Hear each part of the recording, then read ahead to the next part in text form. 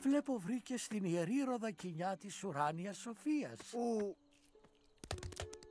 Αυτό έτρωγα. Λυπάμαι πολύ, νόμιζα πως ήταν μια απλή ροδακινιά. Καταλαβαίνω. Όταν είσαι ανήσυχος, τρως. Ανήσυχος? Δεν είμαι ανήσυχος. Δεν έχω κανένα λόγο να ανησυχώ. Τότε γιατί ανησυχείς?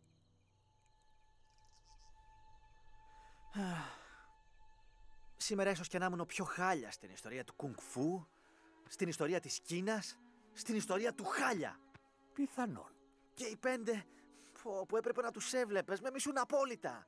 Απόλυτα. Πώς θα με αλλάξει ο Σίφου από αυτό σε δράκο πολεμιστή?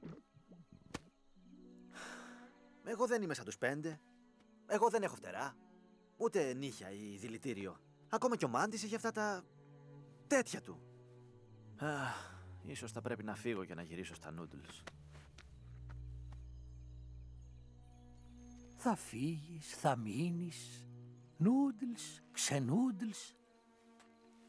Σε απασχολεί πολύ το ήταν και το θα είναι.